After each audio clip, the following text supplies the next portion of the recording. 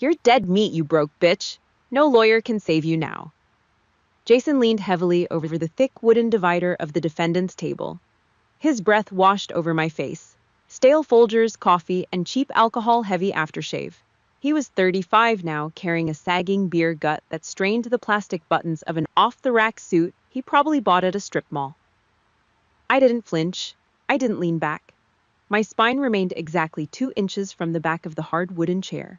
Both hands rested flat on the table, right wrist crossed cleanly over the left. I locked my eyes directly onto his right earlobe.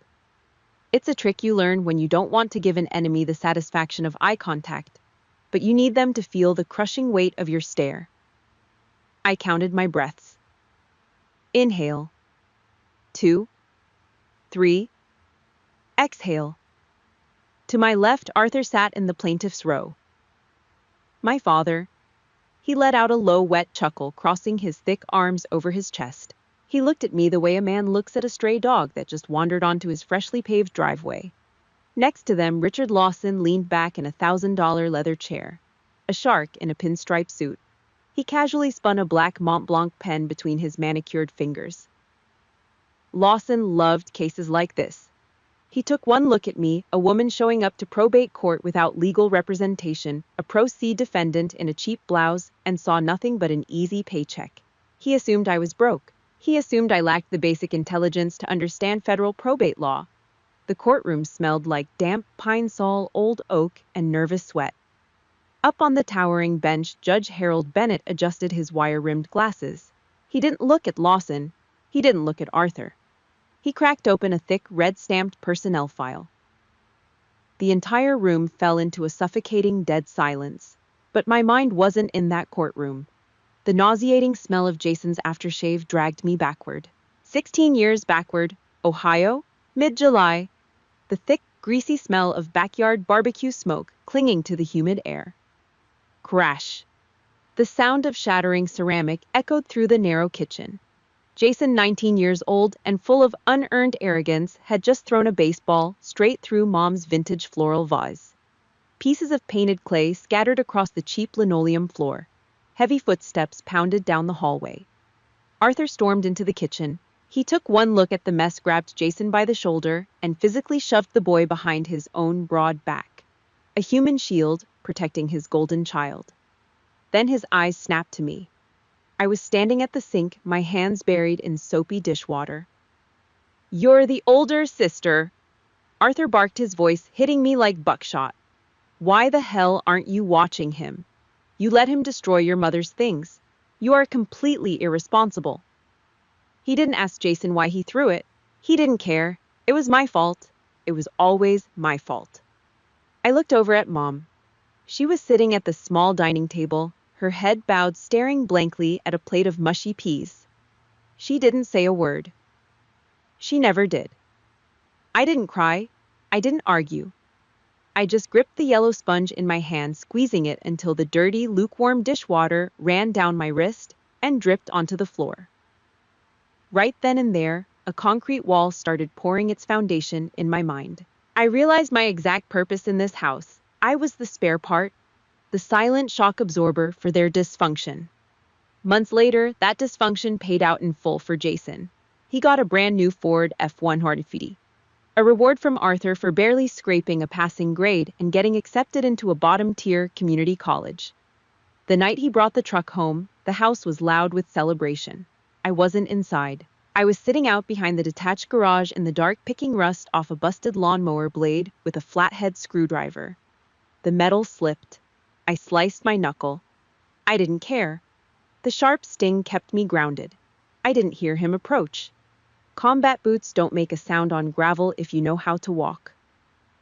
Colonel William Barnes, my grandfather. A Vietnam veteran who spoke less in a month than Arthur did in an hour. He stepped out of the shadows and lowered his heavy frame onto an overturned aluminum drum. He didn't coddle me. He didn't offer a bandage for my bleeding hand. Instead, he tossed a freezing cold can of ginger ale at my chest. I caught it. The icy condensation bit into my skin. He stared at me for a long time. His eyes were hard, calculating. "You know why they're wrong about you, Millie." His voice was gravel grinding over asphalt. because they're using a yardstick made of trash to measure solid steel. That was it. He stood up and walked away into the dark. That steel got tested soon enough. When I deployed to Afghanistan, the reality of my family's greed followed me into the dirt. I spent my days breathing in cordite diesel fuel and the metallic stench of blood. Every month, I wired 70% of my hazard combat pay back to an Ohio bank account. I thought I owed them. I thought it was my duty as the spare child to buy my way into their grace. 2 weeks into a brutal rotation in Kandahar, I managed to get 10 minutes of internet access at the base. I opened Facebook. There was Jason grinning like an idiot sitting astride a brand new Harley-Davidson motorcycle. The caption read, "Paid in cash. Living the dream. My blood money." I stared at the glowing screen. The desert heat was pushing 110 degrees outside the tent, but I felt nothing but ice in my veins. I didn't call them. I didn't demand the money back. I simply opened my banking portal and permanently locked the account. Cut the cord. Let them bleed dry. But the real death of my family ties happened long before the desert. It happened on a freezing Tuesday morning at a Greyhound bus station. Ohio snow was blowing sideways, cutting like broken glass. I stood on the salted concrete, my olive-drab Marine Corps duffel bag slung over my shoulder. No family send-off. No tearful hugs from a proud mother. Just the colonel. He stood perfectly straight in the freezing wind, raising his hand in a crisp, silent salute. I returned it. Down the curb, the family SUV idled. The engine rumbled low. Arthur rolled down the passenger window just a few inches.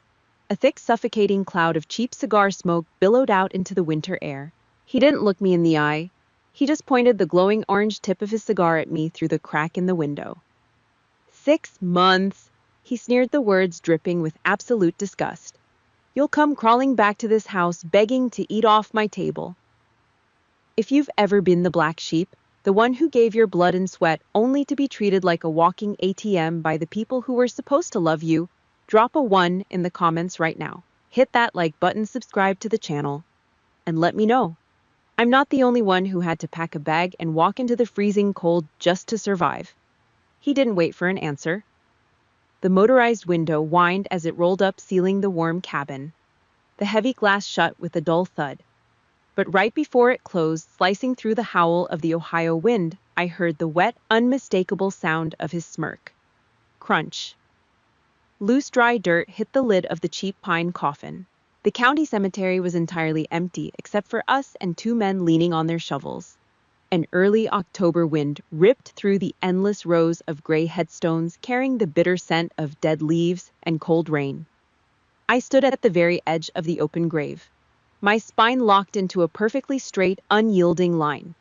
I wore my service alphas. The dark green fabric of my Marine Corps uniform felt like a layer of armor against the biting wind. I brought my right hand up in a slow, precise 45-degree salute. I held it there. I did not blink. I did not shiver. I barely breathed. 3 steps to my left stood Jason. He wore a black suit that looked like it was 2 sizes too small. The cheap fabric stretched tight across his expanding gut. His head was bowed, but he was not looking at the hole in the ground. He had his smartphone cupped in his left hand, shielded from the wind. His thumb swiped rhythmically across the glowing screen. He was checking the morning stock tickers. A few feet behind him, Arthur stood near a pathetic, sparse wreath of wilted white lilies. He was not looking at the grave either. He was busy shaking hands with his hardware store business partner. They were standing in a graveyard, murmuring about supply chain margins and quarterly tax write-offs. Nobody was looking at the wooden box. Nobody cared that a giant of a man who had bled in the suffocating jungles of Vietnam, was going into the cold Ohio ground. They were just waiting for the dirt to settle so they could get to the reading of the will. I stared down into this dark earth. I remembered standing on a scorching tarmac in Kandahar, the heat radiating through the thick soles of my combat boots. I remembered watching aluminum transfer cases draped perfectly in the American flag being loaded into the dark belly of a C-17 transport plane. Death in a combat zone carried a crushing, silent weight. It demanded absolute reverence. When a soldier died, the world stopped spinning for a minute. Death back home, surrounded by blood relatives, just reeked of cheap calculations and hidden agendas. 2 hours later, we were sitting in a cramped wood-paneled conference room at a local estate attorney's office. The outdated air conditioning unit in the window rattled constantly, struggling and failing to cool the small oppressive space. The room smelled like stale coffee ozone from an overworked copy machine and the sharp chemical scent of fresh printer ink. Arthur sat at the head of the heavy glass conference table. He had his chest puffed out, taking up as much space as possible. He was ready to claim his kingdom. Jason sat next to him, aggressively tapping the sole of his loafer against the carpeted floor. He had already pulled up a web browser on his phone, looking at a listing for a luxury pontoon boat. The old estate lawyer, a man who looked entirely worn down by decades of witnessing family greed, adjusted his wire-rimmed reading glasses. He picked up a crisp white stack of legal paper. The sharp rustle of the pages cut right through the dull hum of the air conditioner. He read through the standard legal jargon. The funeral arrangements, the settlement of outstanding debts. Nobody cared about that part. We all sat in this freezing room waiting for the asset distribution. The lawyer cleared his throat. He looked down at the final page. Regarding the totality of the estate, the liquid assets held in the Federal Credit Union, the Mutual Fund Trust, and the property located on Lake Erie. The sole and exclusive beneficiary is... The lawyer paused, looking up over the rim of his glasses. Millie Barnes. The rattle of the air conditioning unit suddenly sounded as loud as a jet engine. The room went completely terrifyingly dead. Thud. Jason's phone slipped from his sweaty fingers and hit the industrial carpet. His mouth fell wide open. He stared at the lawyer with empty, uncomprehending eyes. The pontoon boat vanished from his mind. I did not look at him. I shifted my gaze straight to Arthur. The smug color drained from his face for exactly 1 second. Then a dark, violent red rushed up his thick neck and settled deep into his cheeks. A thick blue vein at his right temple began to throb rapidly against his skin. The script of the Golden Child had just been torn to shreds from 6 feet under the ground. The shock mutated into pure, unhinged rage. Arthur slammed both of his heavy hands down onto the glass table. The brutal impact rattled the coffee mugs. He lunged forward, his massive frame casting a shadow over the table. He thrust his right index finger across the glass, pointing it directly at the space between my eyes like the barrel of a loaded gun. "What the hell did you do?" His voice was a low, dangerous growl. Sparks of spit flew from his lips. "You went out there to see him. You got into that old man's head. You manipulated his brain, you treacherous little snake. You tricked a dying man." Jason snapped out of his trance. He leaned over the table, his face twisted in ugly panic. "That money is mine. Grandpa promised me that lake house. I need that money to pay off the truck.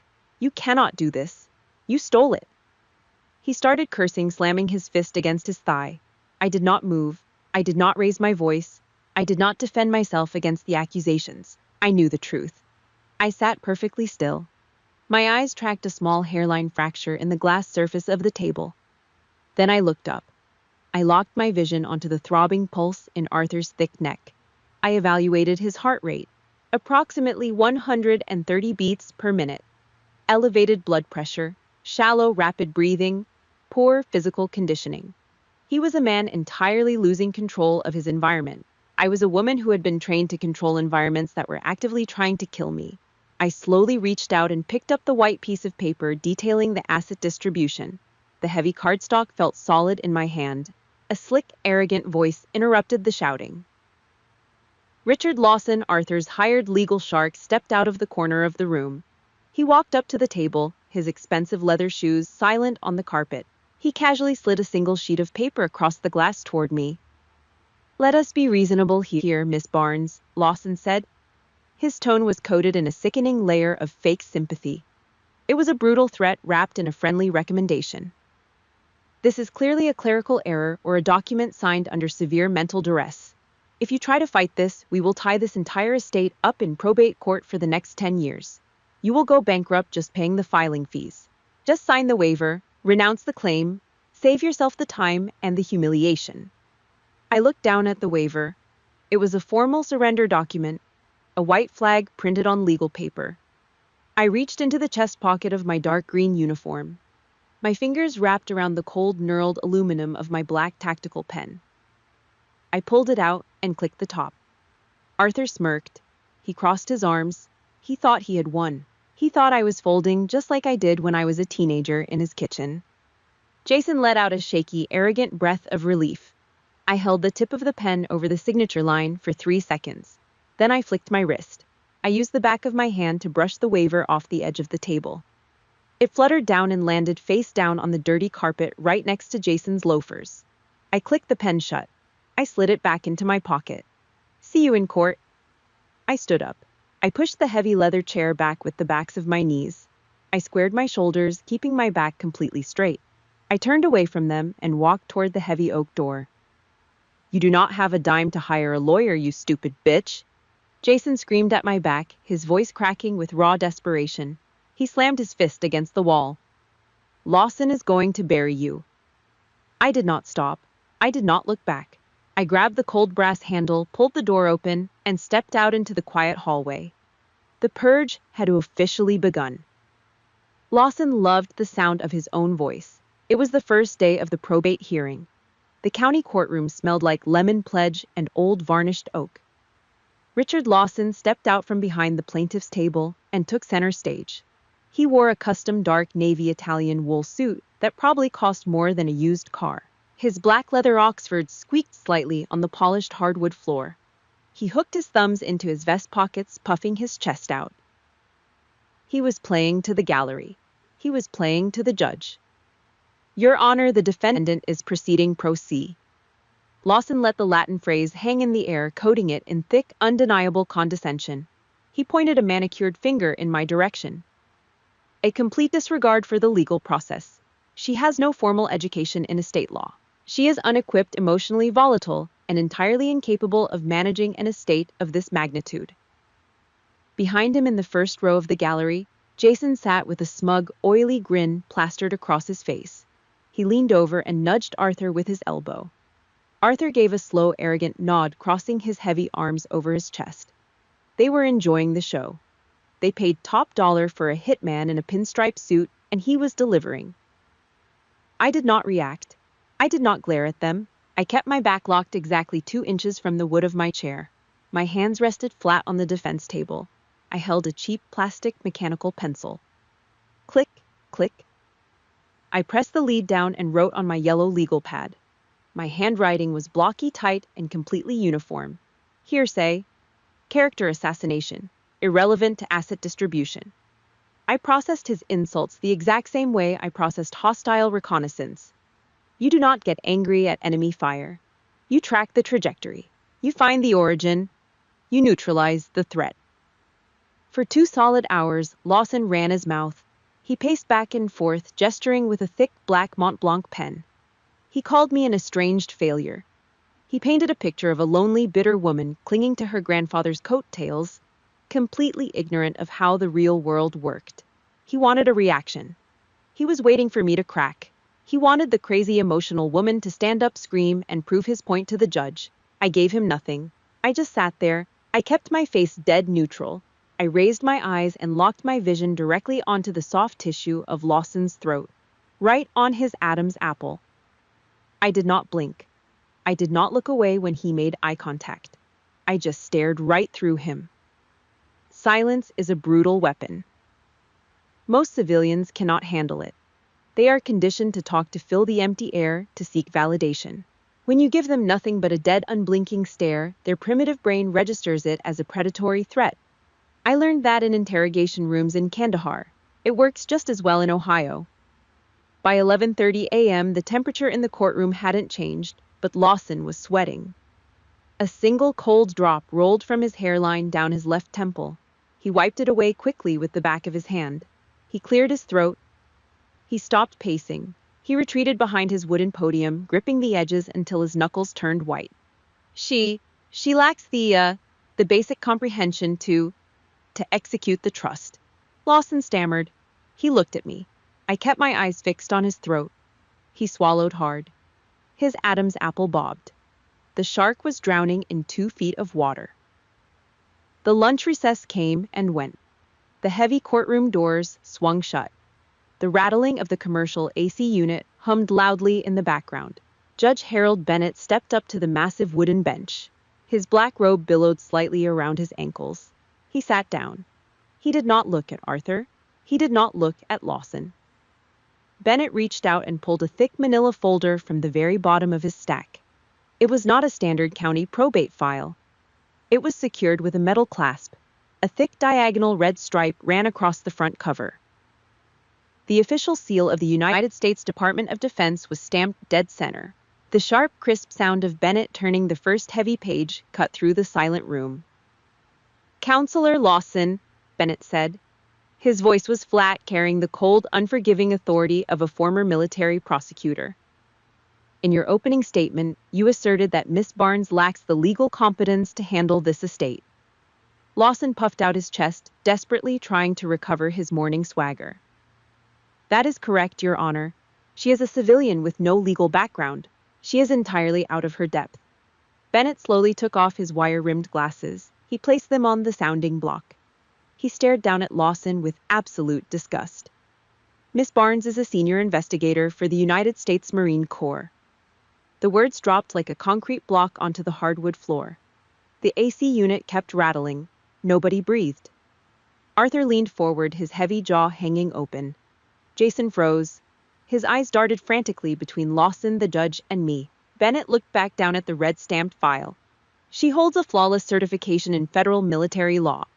She spent the last 4 years deployed overseas, running high-level logistics, criminal investigations, and legal oversight for a combat battalion. Furthermore," Bennett continued, his voice rising, echoing across the vaulted ceiling, "according to her service record, she has successfully prosecuted 3 separate department-level financial fraud cases. She tracks missing millions in black-budget logistics." Bennett finally looked right at Lawson. His eyes were like chipped ice. "Her ability to read a financial ledger is significantly sharper than yours, Counselor." Bang! The wooden gavel slammed down onto the sounding block. The sound cracked like a rifle shot. It was an invisible backhand right across the plaintiff's table. "She does not need a lawyer." Lawson's body went completely rigid. All the blood drained out of his face, leaving him a sickening shade of gray. His posture collapsed. His hand went slack. Clatter. The heavy black Mont Blanc pen slipped from his manicured fingers and hit the floor. It rolled under the defense table. He did not bend down to pick it up. He just stood there, his mouth opening and closing like a suffocating fish. Behind him, Jason stammered, his voice high, thin, and terrified. Military law. What is he talking about, Dad? What is he talking about?" Arthur did not answer. He was gripping the wooden pew in front of him, his knuckles white, staring at me as if I had just risen from the dead. The arrogant illusion was shattered. The game was over. The predator had just realized he walked into a locked cage with a monster. The gallery erupted into a low, shocked murmur. Bennett glared at the crowd until it went dead silent again. I did not smile. I did not look back at my father or my brother to gloat. I didn't feel a single ounce of victory. I just closed my eyes. Lawson and Jason heard the titles. They heard the prestige and the authority. They thought it was a flex. But in the total darkness behind my eyelids, there was no courtroom. There was no judge. There was no vindication. There was only the deafening, bone-shattering roar of an incoming 120mm mortar shell tearing the earth apart. The smell of burning sand. The copper stench of fresh blood soaking into a stretcher. The high-pitched, endless screaming of an 18-year-old kid begging for his mother. The gavel cracked again, but in my head it was just another explosion. The gavel cracked against the sounding block. Lawson flinched as if he had been struck across the jaw. He gripped the edge of the plaintiff's table, his mouth opening and closing silently. "Your Honor, we request a brief recess." Jason was sweating through the underarms of his cheap dress shirt. Arthur dragged a heavy hand down his face, his jaw working furiously, his eyes wide and panicked. They stared at me. The entire gallery stared at me. They thought I was soaking it in. The big reveal. The grand moment of triumph where the outcast daughter finally proved her worth to the men who threw her away. I closed my eyes. The smell of Lawson's stale coffee and the courtroom's lemon pledge vanished instantly. The rattling of the commercial AC unit faded into a low, terrifying hum. The wooden gavel hit the block again. But in the absolute darkness of my mind, it wasn't wood hitting wood. It was a high-explosive 120mm mortar shell slamming into the reinforced concrete wall of a forward operating base. Fallujah. 3 years ago. Dust choked the air thick and yellow. The heavy metallic stench of fresh blood mixed with the chemical burn of cordite and raw diesel fuel. The triage tent was a chaotic slaughterhouse. Rows of canvas cots lined the packed dirt floor. The rhythmic, agonizing beep of a portable ventilator cut through the shouting of the medics. Corporal Miller lay on the third cot. He was 19 years old, a kid from somewhere in Iowa who liked to talk about his grandfather's farm. His right leg ended in a jagged red ruin just below the knee. Thick combat gauze was soaked completely black. He was pale, the color of old wax. He was shivering violently in the 110-degree heat, his body rapidly dumping into hemorrhagic shock. In the far corner, Lieutenant Davis sat propped up against a wooden supply crate. He took a piece of shrapnel to the shoulder.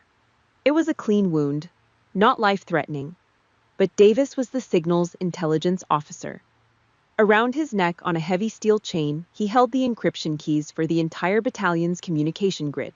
Outside the tent, the deafening rhythmic thud of a UH-60 Blackhawk rotor chewed through the thick desert air. Medivac. The combat medic, a guy whose face was a mask of soot and somebody else's blood, grabbed the front of my armor vest. He had to scream over the violent noise of the rotors. "One seat left, Major. We are maxed out on weight. Who goes?" He looked at me. I was the ranking officer. I was the one who had to make the call. I looked at Miller. The kid was clutching his stomach, his eyes wide, terrified, pleading. He wanted his mom. He wanted to go home. I looked at Davis. The radio keys. If those keys stayed behind, if the grid went down, an entire infantry company would be blind and deaf in a hostile sector. 300 men would be sitting ducks in the dark. It was a simple math equation. Tactical doctrine dictated the answer. My heart screamed to put the dying kid on the bird. My training overrode my heart. The discipline crushed the empathy. I raised my right hand. It did not shake. I pointed a rigid finger directly at Davis.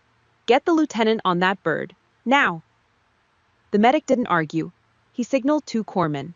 They grabbed Davis under the arms and hauled him out into the blinding dust storm of the rotor wash. Miller didn't scream. He didn't curse at me. He just stared. As the chopper lifted off, taking his only ticket out of hell, his eyes locked onto mine. It was the absolute crushing despair of a boy who just realized he was going to die on a dirt floor because his commanding officer did the math. I stood there. I watched him bleed. I did my duty. 2 days later, Miller went into septic shock. The infection burned through his remaining blood supply. He died quietly at 400 hours. The steady flatline tone of the monitor was the only sound in the tent. 6 months later, I stood on a perfectly manicured parade deck in San Diego. The sky was a brilliant, careless blue. A brass band played marching tunes. A 2-star general stepped up to me. He smiled a perfect white smile and pinned the Navy and Marine Corps Commendation Medal to the breast of my dress uniform. For exceptional meritorious service, for securing the communication grid under hostile fire and saving the lives of 300 Marines. The heavy metal of the medal felt like a block of ice against my skin.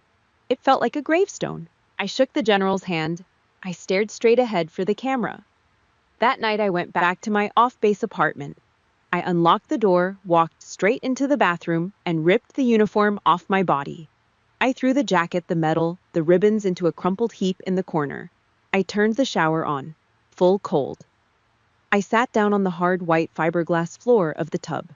The freezing water beat down on my head, plastering my hair to my skull, running down my back. I grabbed a rough nylon bristle brush from the shower caddy. I dug it into my hands. I scrubbed my palms, my knuckles, my fingers. I scrubbed until the skin broke, until pink water swirled down the drain. You can wash off dirt. You can scrub off dried blood and cordite. You cannot wash off the look in a 19-year-old boy's eyes when you tell him his life is worth less than a radio frequency. That is the real price of a title. It is not a flex. It is not something you use to win a petty argument in an air-conditioned room. It is a brand burned deep into the tissue of your soul, a permanent reminder of what you traded away to become a leader. I opened my eyes. The harsh fluorescent light of the Ohio County Courthouse flooded my vision. The heavy oak paneling. The squeaky leather chairs. Lawson had collapsed completely into his seat. He was rubbing his temples, looking physically ill. Jason was practically hyperventilating, his eyes darting frantically around the room like a trapped rat looking for an exit. Arthur stared at me. His face was the color of dirty snow. His thick mechanic's hands trembled as they gripped the edge of the wooden table. They thought I was sitting here enjoying this. They thought I was soaking in the humiliation of the men who had spent 3 decades treating me like garbage. They had no idea. They were fighting over a few $1,000,000, a lake house, a pickup truck. They lived in a tiny, safe, pathetic little bubble. I had just walked back from hell. I took a slow, deep breath through my nose. I pushed the ghosts down. I locked them away in the dark concrete basement of my mind where they belonged. My right thumb moved automatically. It traced the thick, jagged scar on my left wrist, a physical anchor to the present moment, grounding me. The cold control washed over me again. The military armor locked back into place, sealing away the bleeding civilian underneath. I placed my hands flat on the wooden table. I pushed the heavy chair back. I stood up. My spine was a steel rod. My shoulders squared perfectly to the front. I looked up at Judge Bennett. I completely ignored the 3 panicked men sitting to my left. "Your Honor," I said. My voice was dead calm. It echoed sharp and clear in the silent room. "Request permission to begin cross-examination." Mrs. Martha Reynolds gripped the edge of the wooden witness box. Her knuckles were bone white. She was in her late 60s, wearing a faded floral blouse that smelled faintly of mothballs and stale lavender soap. She lived 3 houses down from the colonel. She swallowed hard, her eyes darting nervously across the courtroom. She wasn't looking at the judge. She was looking at the plaintiff's table. She was looking at Arthur. I watched my father. He sat leaning forward, his heavy arms resting on the table. He caught her eye and gave a slow, deliberate nod. A silent, physical command. It was a microscopic movement, but it told me everything I needed to know. He was coaching a neighbor to commit perjury under oath. He was actively orchestrating a lie to steal the very last thing my grandfather wanted me to have. Looking at him, any lingering trace of a daughter's grief evaporated. In Arthur's eyes, I wasn't a human being. I wasn't his flesh and blood. I was just a jammed lock standing between him and a vault of cash. I stepped out from behind the defense table. My boots made a slow, heavy, measured sound against the hardwood floor. I stopped exactly 3 feet from the witness stand. "Mrs. Reynolds," I said. My voice was entirely flat. "You just testified under oath that you saw me visiting my grandfather's house continuously throughout the summer of last year. You claimed you saw me through your kitchen window, whispering to him on the porch, isolating him from his son." "Yes," she stammered, her voice thin and reedy. She shot another desperate glance at Arthur. "Yes, I saw you, almost every day." I did not pace. I did not raise my voice. I reached into the manila folder in my left hand and pulled out a single sheet of heavy stock paper. Smack! I slapped the paper face up onto the wooden ledge of the witness box. The sharp sound made her jump. Dead center at the top of the page was the red embossed seal of the United States Department of Defense. "Those are my official deployment orders," I said. "From March 12th to September 30th of last year, I was stationed at Camp Schwab, Okinawa, Japan. I was 7,000 miles away, locked down on a military installation." I leaned in, dropping my voice to a whisper that carried perfectly through the silent room. "How exactly did you see me on a porch in Ohio, Mrs. Reynolds?" She froze. The color drained completely from her wrinkled face. She opened her mouth, but only a dry clicking sound came out. She looked at Arthur. Arthur looked away, his jaw tightening. He hung her out to dry. "No further questions for this witness," I said, turning my back on her. Reynolds scurried out of the box like a beaten dog. I walked over to the evidence cart parked near the clerk's desk. I hit the power button on the digital projector. The cooling fan whirred to life, cutting through the heavy silence of the room. A harsh, bright square of white light hit the projection screen on the far wall. "Let's talk about isolation," I said. I grabbed a wireless mouse from the cart. Click. A massive spreadsheet filled the screen. 8 years of Federal Credit Union bank statements, high-resolution scans. Every withdrawal was highlighted in bright neon yellow. Jason shifted in his chair. The wood creaked under his weight. Between 2016 and the time of my grandfather's death, 52 wire transfers were initiated from his primary trust account, I said. I kept my eyes locked on the screen, reading the hard data. $4,000 to Ford Motor Credit, $12,000 to Harrah's Casino in Las Vegas, $6,000 to a bail bondsman in Cuyahoga County. I slowly turned around and looked directly at my brother. Jason was shrinking. The arrogant golden child who had blown his cheap coffee breath in my face 3 hours ago was gone. He sank deep into the leather chair, his chin touching his chest. Sweat pooled in the deep creases of his forehead. You claimed in your affidavit that the colonel was isolated, that he was abandoned by his family. I said, my voice carrying the mechanical precision of a firing squad. So who paid off your gambling debts for 8 straight years? Who kept your truck from being repossessed? A ghost? Jason closed his eyes. He didn't say a word. Next to him, Richard Lawson pinched the bridge of his nose. The expensive lawyer let out a long, ragged exhale. He knew. Lawson was a mercenary, a shark who fed on the weak, but he was not an idiot. He realized right then that his own clients had lied to him. They had handed him a live grenade, pulled the pin, and told him it was a rock. Exhibit C, I said. Click. The bank statements vanished. A new document appeared on the screen. It was a digital forensic recovery file, a printed email exchange. Arthur's head snapped up. His eyes widened in absolute raw terror. He recognized the text. A month before my grandfather passed the plaintiff, Arthur Barnes sent an email to his son. I read the text on the screen aloud. The words echoed off the high ceiling. We need to handle the old man. The house needs to be put in my name by the end of the year. We cannot let that cash go to that bitch. A collective gasp ripped through the gallery. The low, ugly murmur of pure disgust.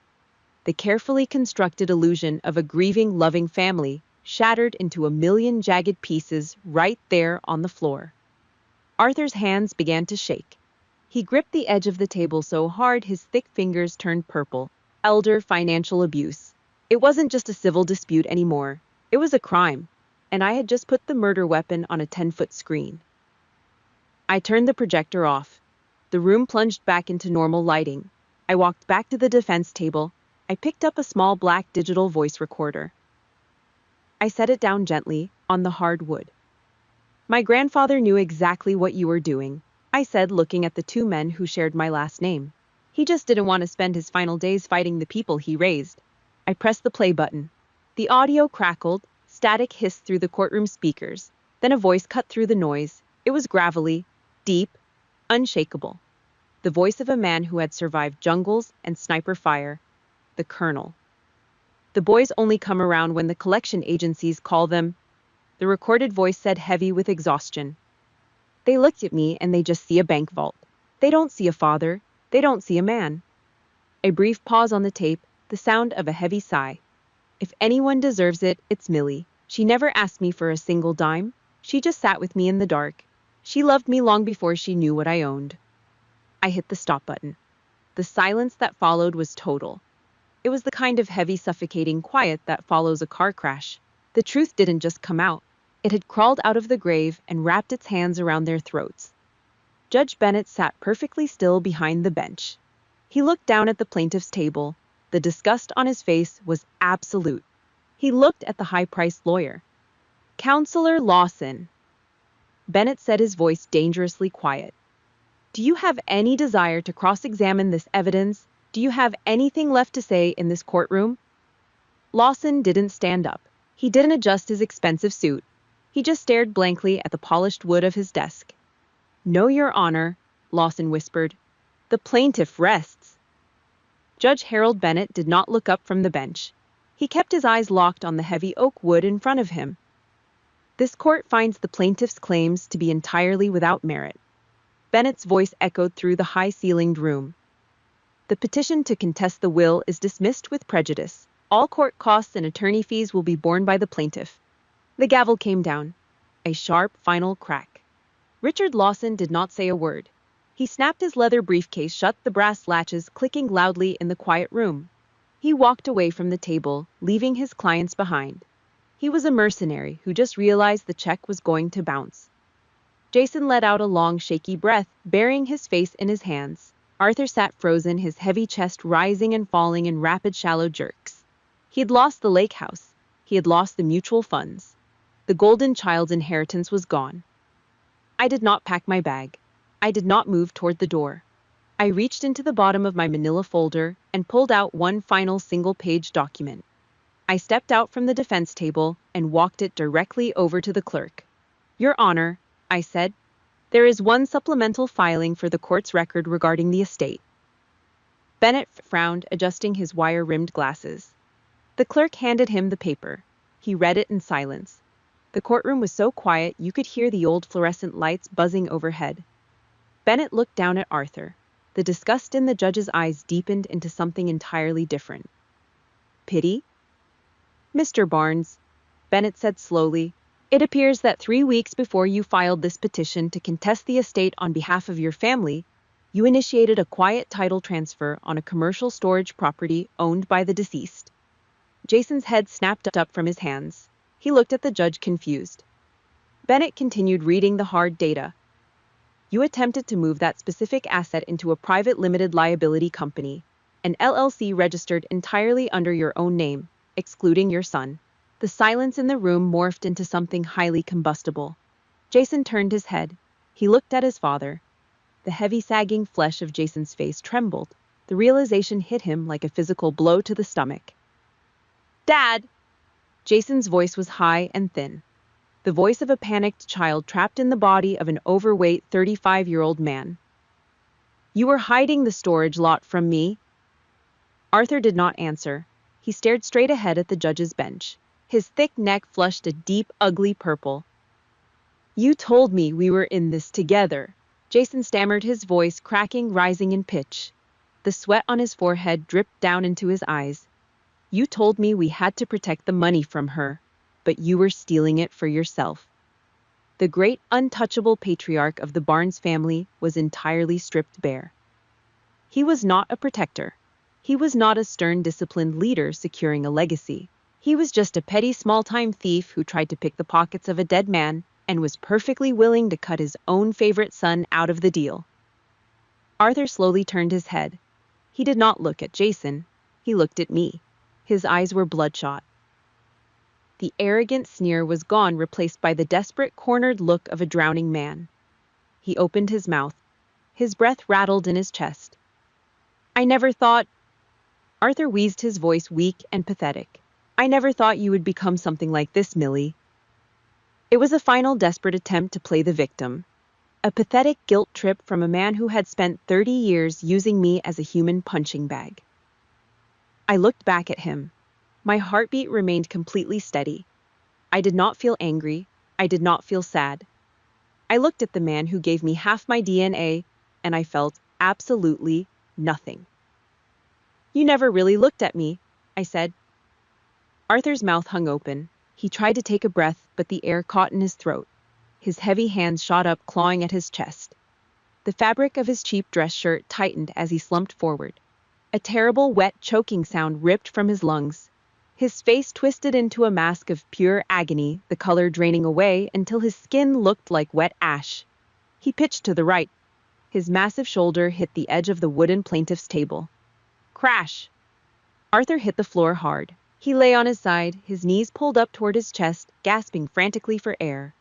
Jason shrieked. He leaped backward out of his chair, scrambling away from his own father like the man was on fire. Jason pressed his back against the wooden divider, sobbing hysterically, completely paralyzed by cowardice. "Bailiff, call a bus. Get EMTs in here right now," Judge Bennett shouted, slamming his hand down on a panic button beneath the bench. The courtroom exploded into chaos. The bailiff sprinted down the aisle, his radio squawking loudly. People in the gallery stood up shouting. I stood exactly 2 meters away.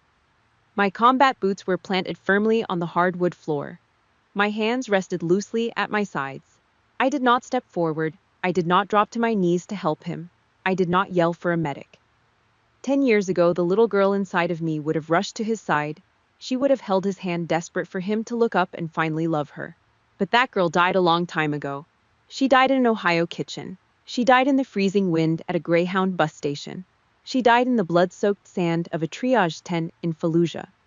The woman standing in this courtroom was a Marine, and from a tactical standpoint, I was simply observing a neutralized threat. The heavy double doors of the courtroom banged open. Two paramedics rushed in carrying a heavy trauma bag and an oxygen tank. They dropped to their knees next to Arthur, ripping his shirt open, shouting medical terminology over the noise of the room. I turned my back on them. I walked over to the defense table. I picked up my manila folders, aligning the edges perfectly. I slid them into my olive drab duffel bag and pulled the heavy brass zipper shut. I slung the thick canvas strap over my shoulder. I looked up at the bench. Judge Bennett was standing there watching me. Over the screaming of my brother and the shouting of the medics, the old military prosecutor simply gave me a slow, single nod. I returned the nod. I walked down the center aisle. I pushed the heavy oak doors open and stepped out of the courtroom. I walked down the marble steps of the county courthouse and pushed through the front glass doors. The late afternoon Ohio sun was hanging low over the horizon. The cold, practical autumn wind hit my face. It smelled like dry asphalt and impending rain. It smelled like a clean slate. Sirens wailed in the distance, growing louder as an ambulance sped toward the building. I reached into my pocket and pulled out my smartphone. I opened my contact list. I found Arthur's name. I found Jason's name. Delete. Delete. The screen went black. I slid the phone back into my pocket. You do not need the permission of the people who broke you to become someone great. You do not owe them your loyalty, your money, or your grief. I adjusted the strap of my bag, turned my collar up against the wind, and started walking down the concrete sidewalk. I did not look back. If you have ever had to walk away from toxic blood to save your own life, I want you to drop a "done" in the comments below. Hit that like button, subscribe to the channel for more stories of surviving the trenches of life, and I will see you in the next one.